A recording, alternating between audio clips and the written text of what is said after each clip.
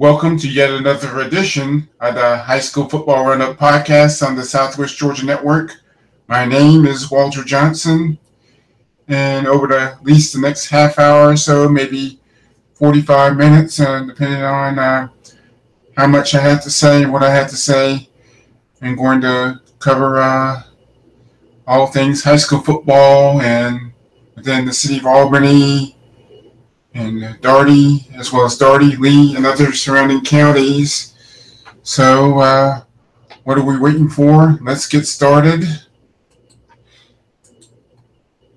And we're going to start with the wrap-up of the Corky Kell Classic, and which was, and had two games played on Thursday night up in Macon, Georgia, on the campus of Mercer University.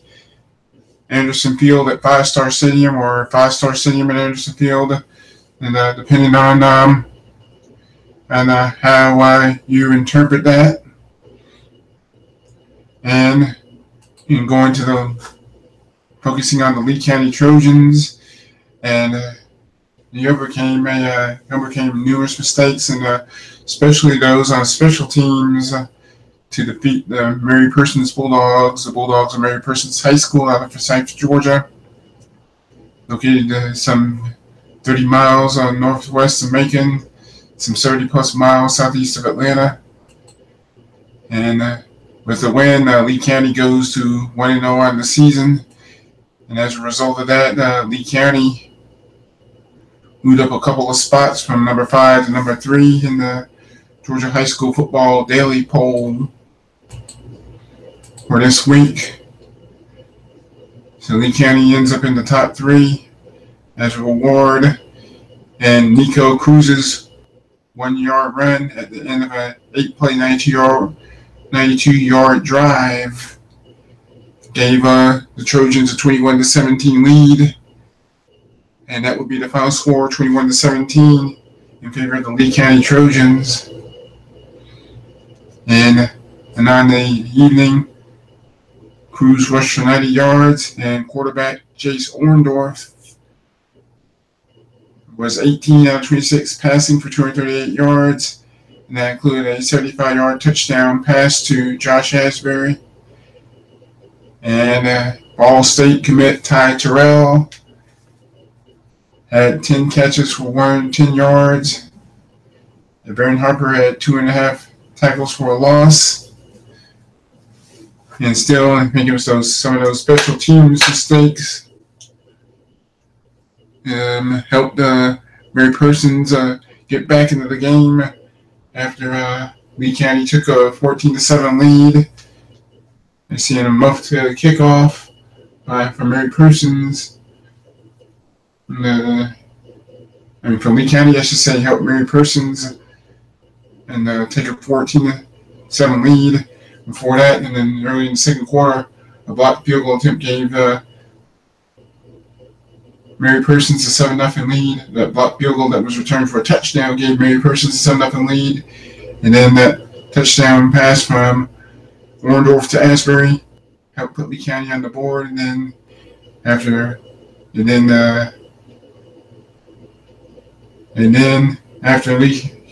Lee County took that 14-7 lead. And then a muff punt helped give the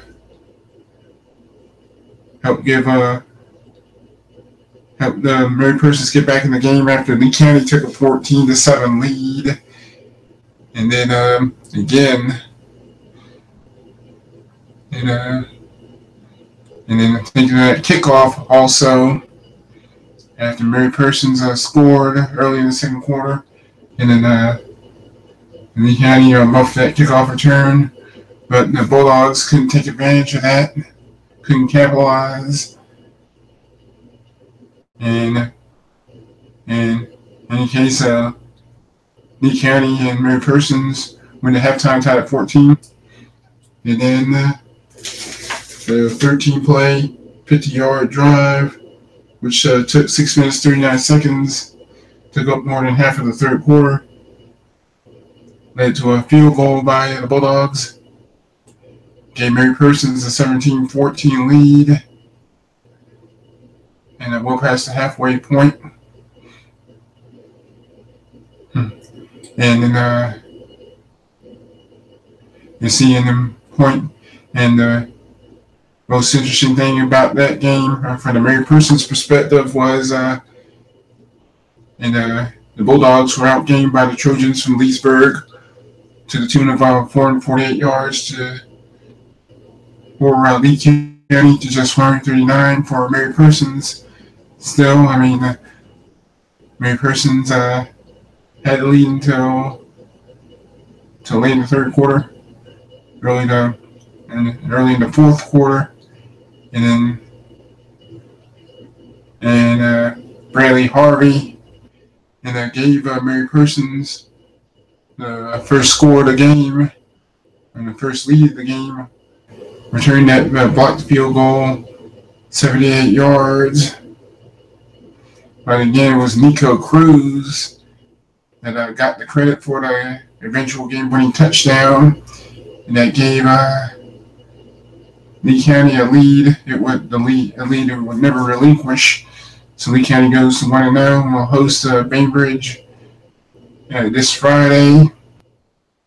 It's the home opener for Lee County. Not only that, it's also the first game of the season for Bainbridge. So it'll be interesting. I think the key to victory for Lee County will be whether or not they can avoid the mistakes that hurt them for much of the game. So we're going to move on to the other game in the Corky Kell Classic that was played Saturday at the former Turner Field. It's now the Georgia State Stadium near Georgia State University in Midtown Atlanta, and the Corky County Packers came from behind to defeat Norcross 20-17, and Corky County led 13-0 at the half, thanks to a touchdown and 2 field goals from Ryan Fitzgerald. But the Packers blew that 13-0 lead and trailed 17-13. But thanks to Ty Leggett's 34-yard touchdown run at the end of a 9-play, 80-yard drive with 5.5 minutes to go in the contest. And Corky County went ahead to stay. And the Packers held the Blue Devils to minus 12 yards rushing and led in first downs 19-8. And a total of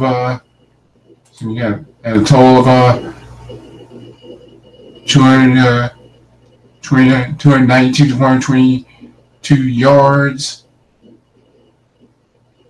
to 122, and Corky County also had 19 first downs to just 8 for Norcross. And then, just like in Lee County's game with Mary Persons last Thursday in Macon, and Corky County was played by multiple mistakes, and the Packers lost 2 fumbles, and one of those was returned for a touchdown. And quarterback Steve Krzyzewski was 13 out of 20 passing for 138 yards, and Brian Merritt had 2.5 tackles for losses, totaling 20 yards. And Corky County entered the season with probably the best or the toughest schedule among any high school team in the state of Georgia. And it doesn't get any easier for the Packers, and they open their home schedule, the home portion of their schedule, this weekend, hosting Vista Murrieta from California. And talking about a long trip for Vista Murrieta. And as the Packers will try to go to 2-0 on the season. Obviously not an easy game for Corky County.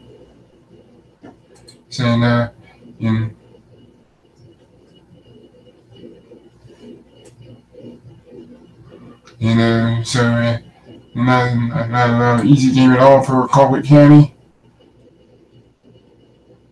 So and we move right along to some teams closer to home. Now we move along to some teams from closer to home, the Albany area. And we have the Westover Patriots. The Westover Patriots making the trip down US Highway 19 to Pelham, Georgia to take on the Pelham Hornets, the defending GHSA Region 1 Single A champions who finished 9-2 last season, while the Patriots finished 5-5 in 2013. Made that 2016, I should say. And our last region championship was in 2013. So that's obviously one of the many stunning results from the first week of Hatch, and a high-scoring contest between Westover and Pelham down in Pelham, Georgia. And then and probably one of the big highlights for that game was a kickoff return for a touchdown from Westover, and then helped pretty much help set the tone for Westover's victory last week. And so very high scoring contest, and then so that could spark a potential playoff run for Westover. And Pelham was supposed to open the season last week against Albany High, but as many of you probably know by now, and the Patriot and now Albany High closed its doors forever, and thanks to a 4-3 vote in favor of closing Albany High effective immediately. And obviously that's a huge sudden change for Westover. For the Dougherty County school, not just only for Westover, but for their other two schools and the other two remaining high schools within the Dougherty County school system. And Westover did pick up a big win over Pelham, down in Pelham, 35-28, the final score in that contest. And the other public school team from Dougherty County to open the season last week was the Dougherty Trojans, who traveled to Ashburn, Georgia to take on Turner County. And yet another shootout. It was Turner County topping Dougherty 29-28. And that doesn't get any easier for Dougherty. And they'll travel to Mitchell County.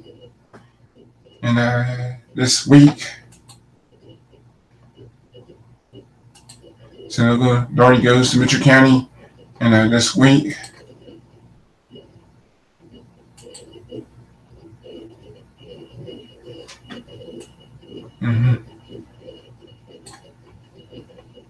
and now we move on, and how about another stunning result among teams from our area, and the Thomasville Bulldogs. Thomasville Bulldogs played host to the Cairo Syrup Makers, the defending Region 1 4A champions, in a game that didn't start until 10 p.m. last Friday, 10 p.m. Eastern Daylight Time last Friday, due to the detection of lightning in the Thomasville area. And then and the game started at 10 p.m. Eastern Time last week. And when the game finally did get going, it was Thomasville, and then breaking up in a 16-8 margin late to win 37-8. And Thomas County Central with the victory, now 1-0 on the season.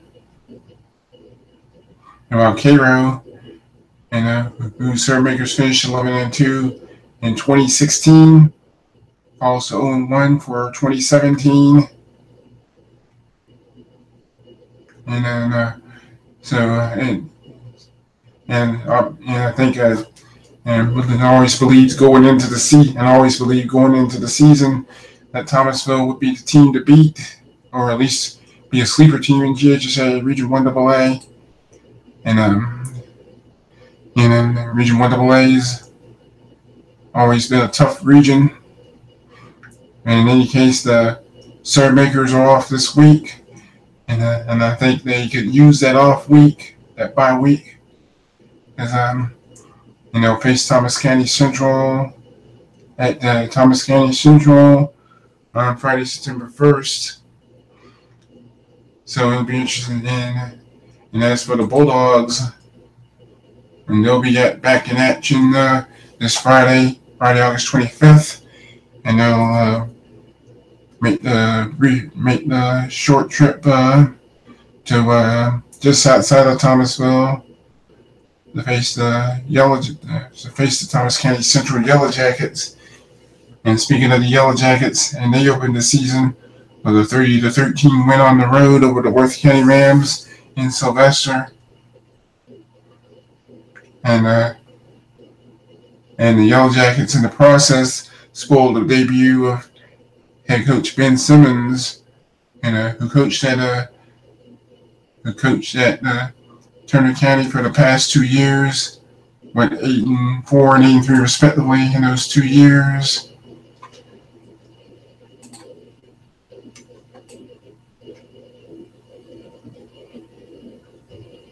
And you see, and I think Thomas and the Rams got off to a rough start in 27. So the Rams, like last year, just like this year, started the season on a losing note.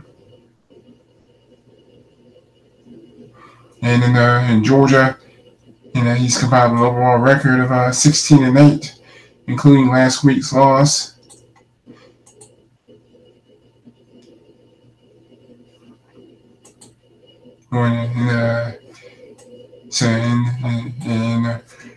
So it'll be interesting to see how this Worth County team.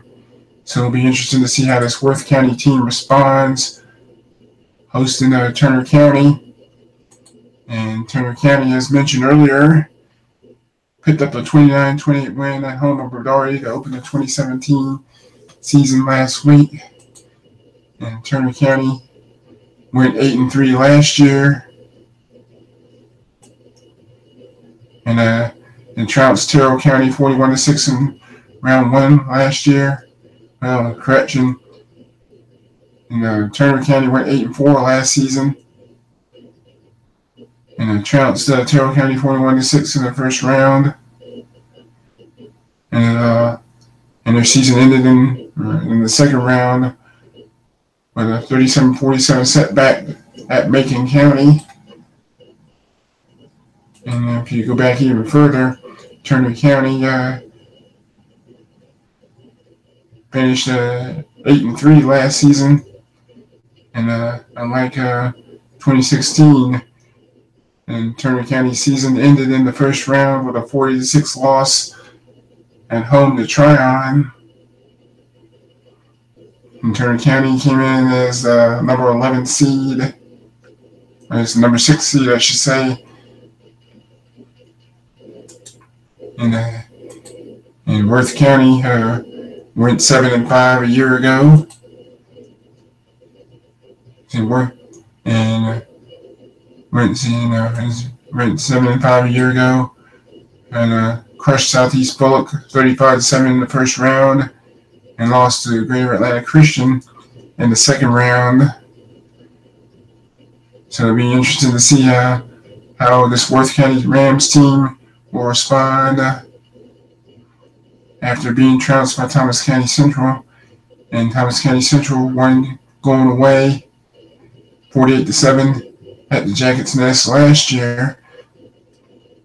And it'll be interesting to see how this Worth County team responds after such a tough loss this weekend, and in a 41-point rout at Thomas County Central on August 19th of 2016, and a 17-point defeat this year.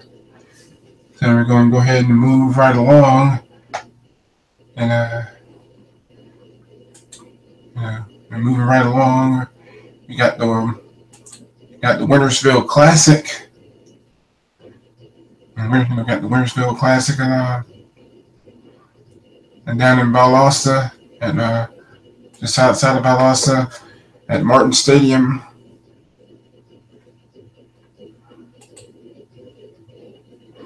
And at Martin Stadium down in Valdosta, and the Valdosta Wildcats,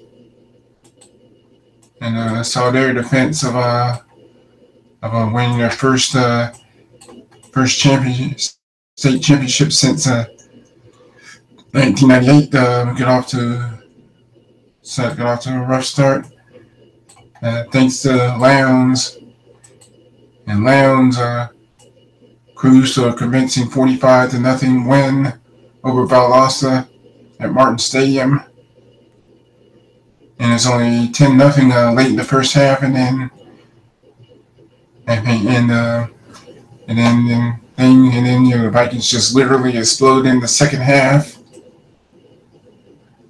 And at last week's victory. And see, Lowndes at 10-0 at halftime, then blew the game wide open with a 29-point third quarter. And Tyson Shaw scored. Tyson Shaw, along with Tavon Kyle, both scored defensive touchdowns. Shaw scored on a fumble return, while Tavon Kyle had an interception. And Lowndes held Valdosta to 4 first downs and 65 total yards. And quarterback Michael Barrett rushed 90 yards for a touchdown, and it's 8 of 15 passing for 86 yards and 2 touchdowns. And next up for Lowndes, they'll face the International School of Broward County in Florida. So it should be a very interesting matchup there. And how about some other games of interest from the first week of action? And the Crystal County Cougars got the Brad Harbor era off to a very good start as they traveled to Vienna, Georgia, just up the road to Vienna, Georgia, and defeated Dooley County 40-18. And a big win for the Cougars from Cordeo, and new interim head coach Brad Harbor, who replaced Shelton Felton. And Shelton Felton resigned and to join the coaching staff at the University of Tennessee Chattanooga, competing at the NCAA Division I Football Championship Subdivision, or FCS level. And Crisp County is back in action this Friday, and they'll be on the road against the America Sumter Panthers. And this is the season opener for America Sumter. And this is the season opener for America Sumter. And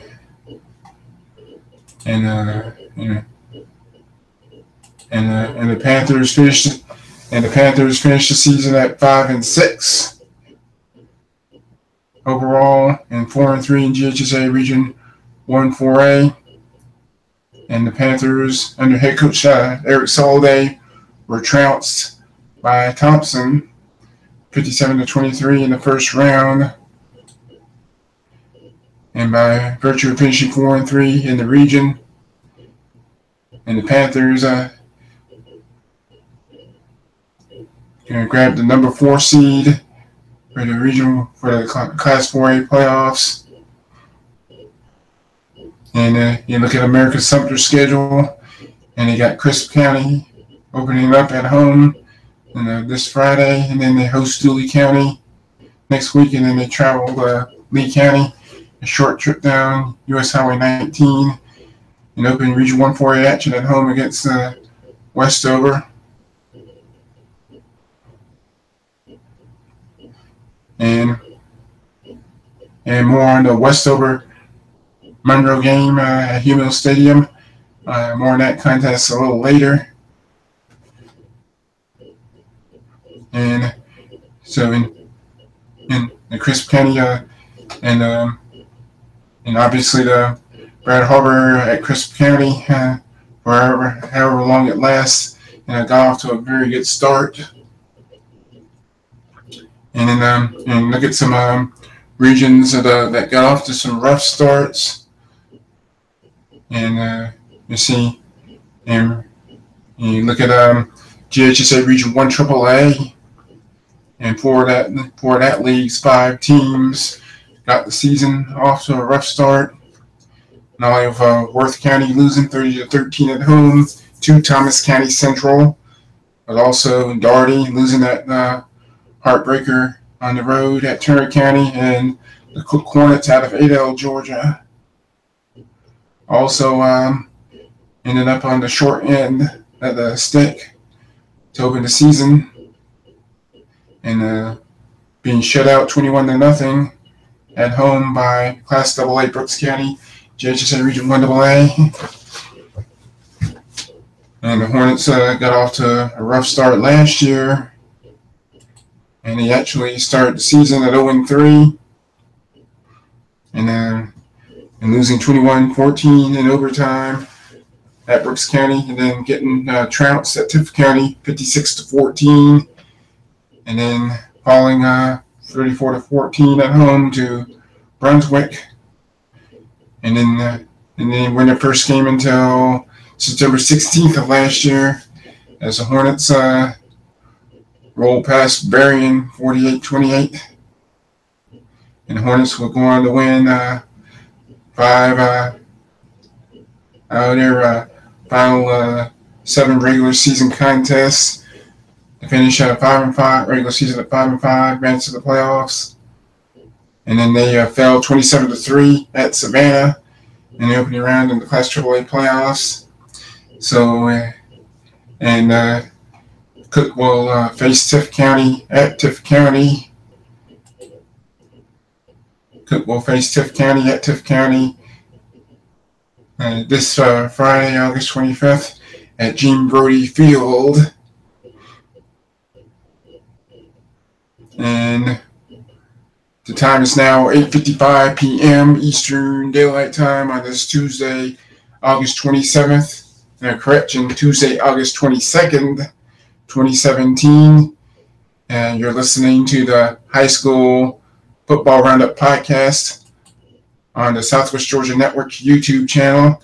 And as a quick reminder, you can visit the Southwest Georgia Network website at southwestgeorgianetwork.com, and there you can read the weekly high school football roundup column, plus also find news, sports or non-sports that you can't find anywhere else online.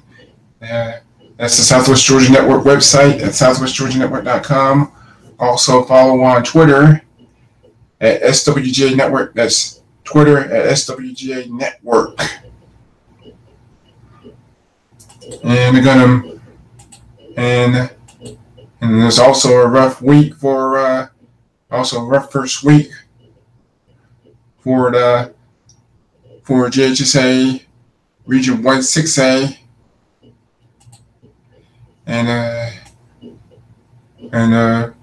all 5 teams in GHSA Region 1 6A finished a combined 2-3 on the week. And I mentioned Lee County earlier in the podcast, defeating Mary Persons 21-17, and while Coffee defeated South Effingham 35-20 at the Russell Classic on the campus of Georgia Southern University in Statesboro, Georgia, Alan Paulson Stadium. And then Coffee was the only ever GHSA Region 1 6A team to win And it turned out that both of those teams were Trojans, were nicknamed the Trojans. And you got the Coffee Trojans, from Douglas, Georgia, as well as Lee County Trojans from Leesburg.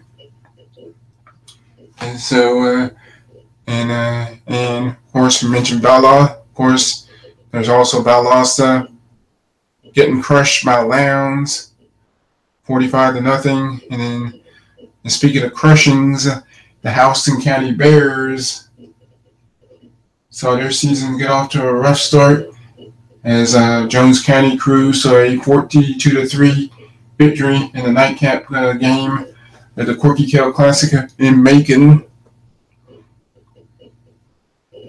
And perhaps one of the biggest upsets of the week came in Warner Robins and the Warner Robins Demons, who finished just 3-8 the last season.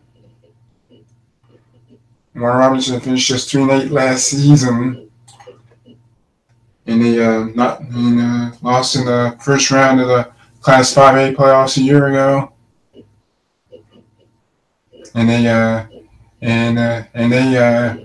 knock off North Side of Warner Robins 27-17, and North Side of Warner Robins finished 11-2 last season and fell to eventual state Class 6A runner-up Tucker in the semifinals last year.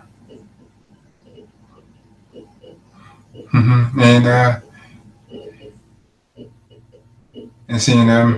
Houston County, despite having one of the state's and the nation's best quarterbacks, and Jake Fromm, who's now at the University of Georgia,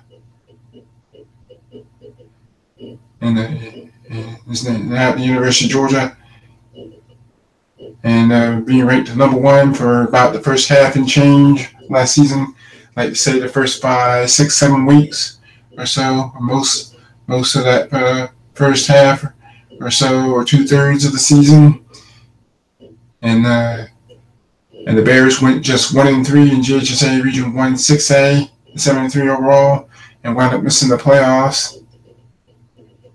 And then not only did Houston County lose Jake Fromm, and they also lost a wide receiver, Amari Colbert, and they also had 3 key skill position players transfer during the off season, including Jake Fromm's younger brother, Dylan Fromm, who's now at Warner Robins. And also Houston averaged just under 47.7 points per game. And in that 42-3 loss to Jones County, the Bears were held to less than 10 points in the game for the first time in 5 years since 2012. So, it'll be, who knows? It could be a long season for Houston County. And it'll be interesting to see what happens this week. And see, and how about some other games from last week involving teams in Southwest Georgia and Baconton, and just pump Baconton Potala Charter in the battle of charter schools from Southwest Georgia, 46-0. The Blazers burned the Panthers, and final score 46-0. And this is not a Southwest Georgia school, but they compete in the same region as GHSA region as Colquitt, Lowndes, and Tift. Camden County opened the 2017 season with a 19-6 win over Oakleaf of Florida. In fact, all 4 teams in GHSA Region 1-7A opened the season with wins. You mentioned Colquitt County coming from behind and late to beat Norcross 20-17. And Lowndes and Lowndes winning convincingly over Valdosta. And how about the Tiffin County Blue Devils? And who just absolutely stomped South Effingham in a Wrestle Classic in Statesboro, 42-0, the final score in that contest. And all four teams in GHSA Region 1-7A picked up victories last week. And interesting. And other games involving teams from closer to home. Other games involving teams from closer to home. And how about Marion County picking up a 25-7 win over Schley County up in Buena Vista, Georgia, much closer to Columbus than it is to Albany, but still, I mean, in a very significant win, for Marion County. Very significant win for Marion County, and Perennial competing in Region 4 Single A, Sub-Region A, in Marion County. And in case nobody knows, finished 7-4 last year, and had their season end with a 46-7 rout by Twiggs County in the first round of the state playoffs in the public school division.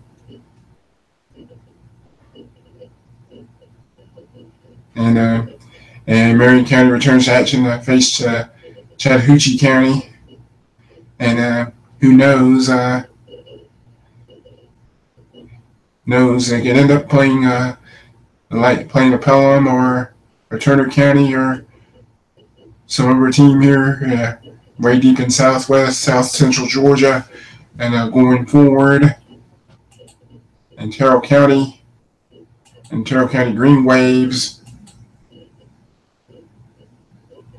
And picked up in Terrell County Green Waves, opened their season on the short end, 39-0 loss at home to Taylor County.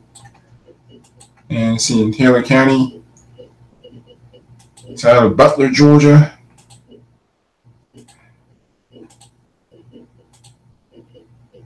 And Taylor County's out of Butler, Georgia, Region 4 Single A, Sub-Region B. And for those people that are interested, Taylor County went on to finish 10-2, and their season ended with a loss to Commerce in the second round. So it's not like Terrell County lost to a bad team. And so it wasn't like Terrell County lost to a bad team. And Terrell County finished 7-4. And they're in the playoffs as the number 16 seed, only to be trounced by Turner County, 41-6. And anyone who is listening, and I'm likely going to use that word a lot this year, 41-6. Turner County, any Terrell County season with a 41-6 rout. And Miller County hosts Turner County. Miller County hosts Terrell County this week. And in Miller County went to Deerfield Windsor and defeated the Knights in an exhibition game between the GHSA Pirates and the GISA Knights in Albany. And so that game didn't count in the standings. And this week will be their regular season opener. This week will be their regular season opener for the Pirates taking on the Green Waves. And playing and open the season playing against seven straight opponents in JHSA Region 1 Single A, and they won't play their non-region contest until Friday, October 13th, Friday the 13th, when they host Needs out of Florida. So that's a really interesting matchup. And speaking of which, taking a look at some of the notable games for this week, some in the games involving teams from our area, in the Albany area, and Darty taking Darty looking to bounce back after that loss after that tough loss at Turner County last week, taking on Mitchell County, and the Eagles will open the season under a new head coach in Deshaun Brock, and replacing Larry Cornelius, who resigned during the offseason. And Mitchell County finished 9-3 last season, and crushed fellow Region 1 Single A rival Randolph Clay 48-14, only to be crushed themselves at Clinch County 54-12. And the Deshaun Brock era gets underway.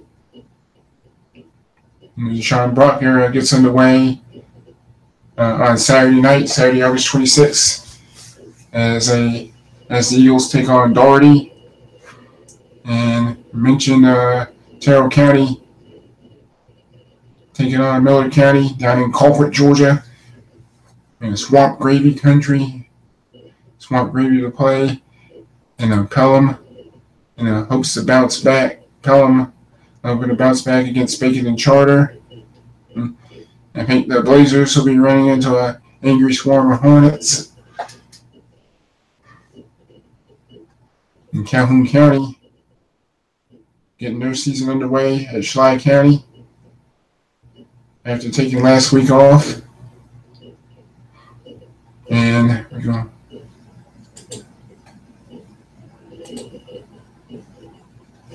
And see, and how about some of the Class AA teams? And Early County Bobcats. Early County Bobcats will be on. The Early County Bobcats will be at home hosting Eufaula, Alabama, and just like and the Bobcats will also bring in a new head coach, Joel Harvin with a V, and replacing and Harvin will replace Trey Wolf, who resigned after last season, and the Bobcats were just 8-1, and the Bobcats were just 8-1 last season. Bobcats were just 8-1 last season, and their lone win came in the final game of the regular season as they edged Albany High 14-12. And that was last November 5th, 2016, and that would prove to be the last game ever played in the history of Albany High School. So 100 plus years. It's hard to believe that hard to believe Albany High no longer exists, but it is what it is. And no more Albany High School in Albany, Georgia.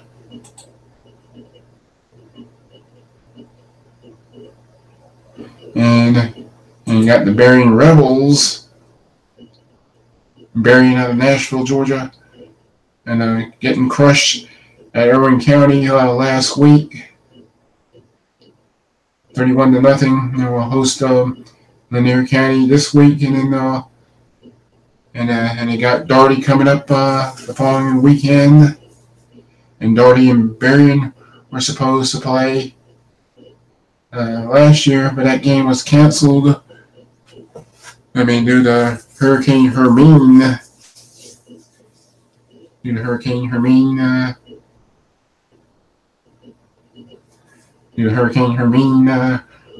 Washing out everything.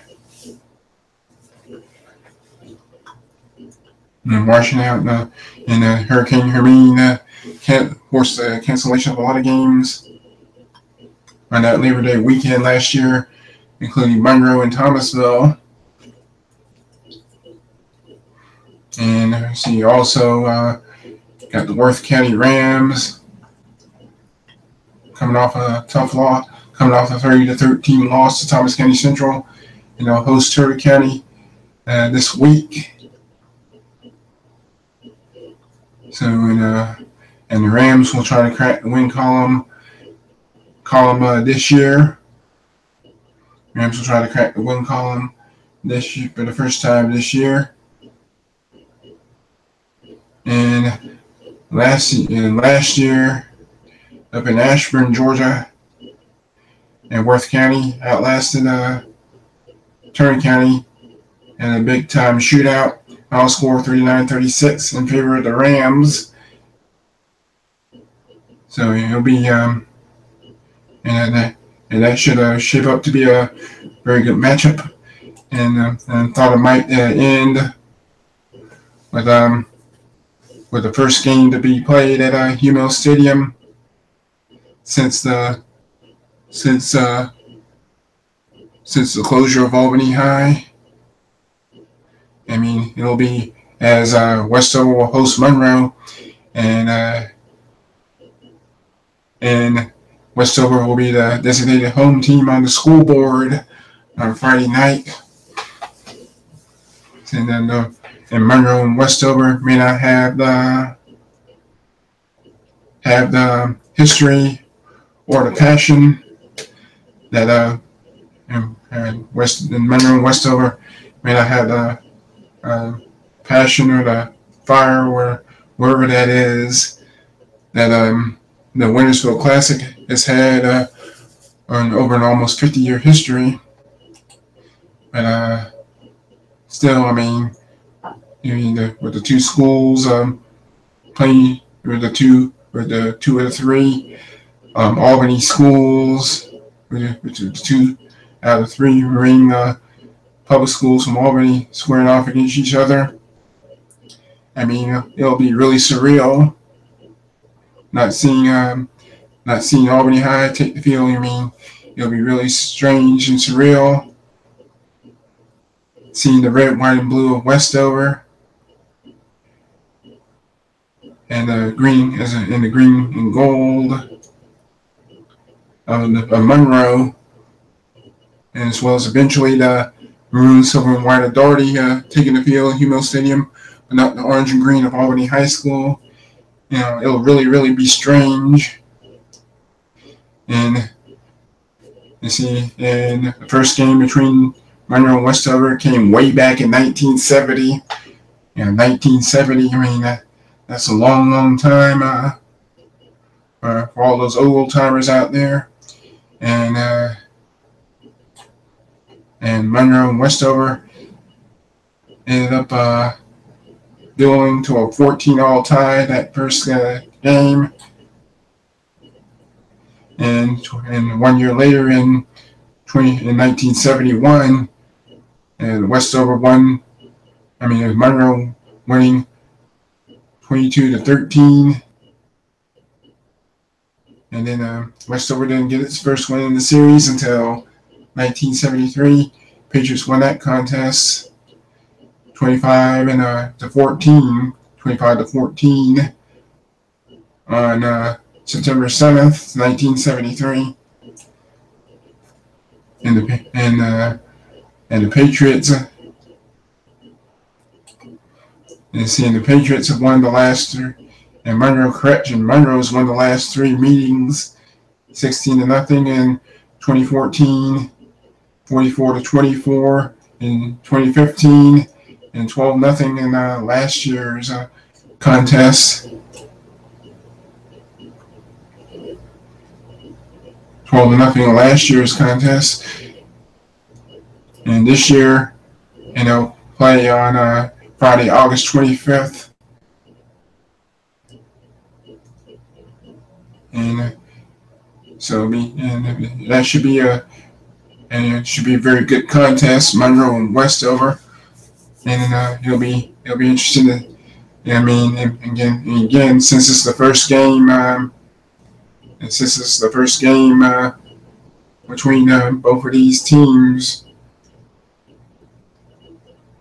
since the sudden closure of Albany High, I mean, again, it's really going to be strange, as well as interesting to see how that, how that matchup will be,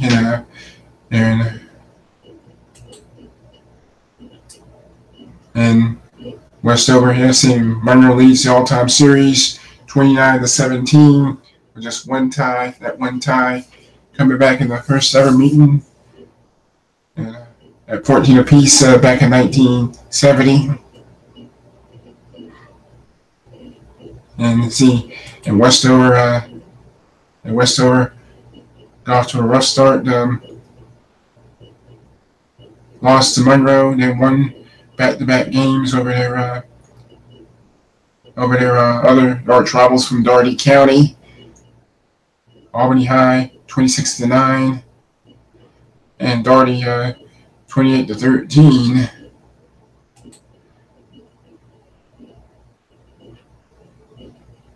And then Albany High, in case you're wondering, finished their final season ever, and in their final season ever, Albany High finished 0-10, finished winners 0-10, and Albany High also won 21 games against 21 losses with one tie in the history of their series against Westover. And really, just have to say that it's been a really rough go of it for and it's just going to be really strange, and obviously, Albany High hasn't been relevant over the last 10-15 years, and their last winning season came way back in 2002, and the Indians finished 7-5 overall, 6-4 in the regular season, 4-3 in GHSA Region 1AA, and the 2002 squad upset a Lamar County team, and which breezed through the regular season undefeated, 121-14 at Lamar County, but lost to Pierce County on the road in the second round, 35-21. And who would have thought at the time that this would be the last winning season Albany High football program would ever get? And then in between 2003 and 2016, Albany High would never get close to 500 again. I think the closest they ever got to 400 was in 2011, and when they finished 4-6 overall. And Albany High hasn't been quite as relevant on the football field over the last 15 years or so, last 10 to 15 years or so. But still, to see Albany High and just go by the wayside like it has, it's just still, it's very sad, and really, really sad. But so once again, our high school football roundup game of the week, and least involving teams in Albany and Southwest Georgia, the Monroe and Westover. And about a little bit more about Westover before signing off. And the Patriots went 5-5 last year, finished GHSA Region 1-4A play at 3-4 on the year. and then and lost to Monroe, then won back-to-back games over Albany High and Doherty. Lost a region opener to American Sumter, and then knocked off Carver Columbus 23-20, won at Hardaway, and then the stunning loss at home to Columbus on October 14th, and sent the Patriots on a 3-game losing streak, and then it was only snapped with a season-ending 28-6 win over Shaw. And seeing Westover's very heavy on Region 1-4A teams. I mean, teams from Columbus. Region 1-4A is very heavy on teams from Columbus. Got Carver and Northside. Carver, Hardaway, Northside.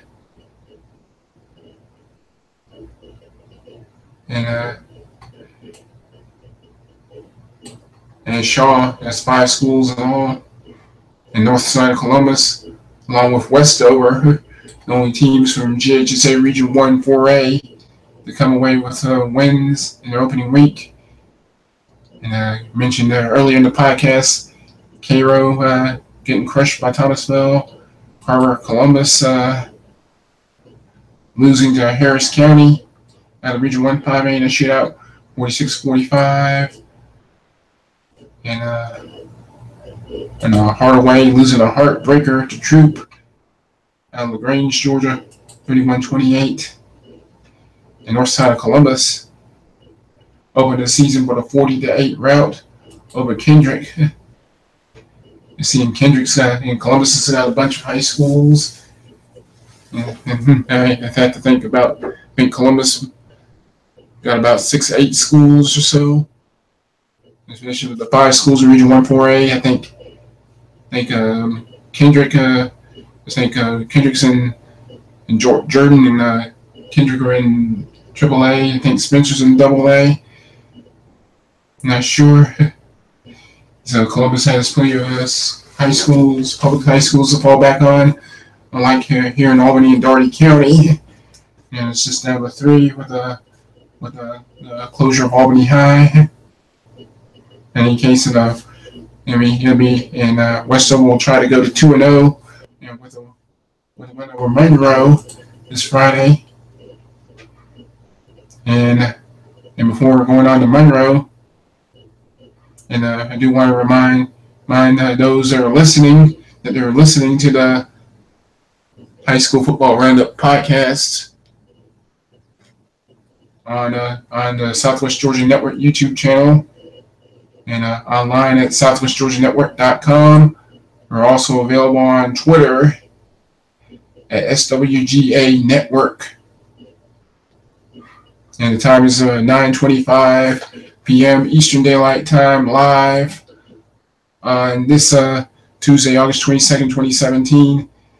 And a brief look at Monroe before I sign off. And opening, and the Tornadoes had a rough season, going just 2-6 overall. Winless in GHSA Region 1-4A play at 0-4. And opening the season with a shutout win over Westover, and then they were supposed to play Thomasville at Hugh Mills Stadium on September 1st of last year, but Hurricane Hermine happened, unfortunately, for both teams, and that game was canceled and not being made up. And then they go to Thomas County Central, and they lost to Thomas County Central 35-7. And then the Tornadoes' only ever win came over Albany High 42-0 last September 16th. And the Tornadoes lost 5 in a row afterwards, including that loss to Doherty. Really tough loss to Doherty. I think that loss, I think obviously Monroe was never the same after that. And then Westover's NC Monroe's schedule looks this way after Westover. They're at Thomasville. They're at after Thomasville. after Westover, I should say. Friday, August 25th, they go to Thomasville on Friday, September 1st to try to get that game in Thomas County Central at home on September 7th. And after a bye week, they'll travel down to Quitman, Georgia to take on Brooks County. And then at Berrien on September 29th. And that's the game that's going to replace Albany High. That's the opponent that's going to replace Albany High. And on October 6th, the Trojans the Tornadoes will face Darty in a rematch of last year's game. And a game that Darty won in a mile stunner, 21-14. And then host Cripps County on Friday the 13th, October the 13th, at Worth County on October 27th, and then to wrap up the regular season at Cook. And I think the key to victory in the Monroe Westover game, I think it will come down to which team makes the fewest mistakes, and which team can make the big plays. And I think that's the most important. I think that's the main key to victory in any game, rivalry or no rivalry. And the key to victory for Monroe and Westover will be which team can make the big plays and when it counts the most, and which team can make the fewest mistakes. And I believe that will be the key to victory. And on that note, I'm going to wrap up this edition of the High School Football Roundup podcast. And from now on, I hope to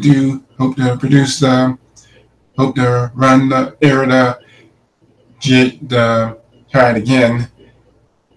I'm going to try to run the High School Football Roundup and try to air the High School Football Roundup podcast every Thursday. And remember, once again, the Southwest Georgia Network website is available online at southwestgeorgianetwork.com, and the home of the High School Football Roundup column on Mondays.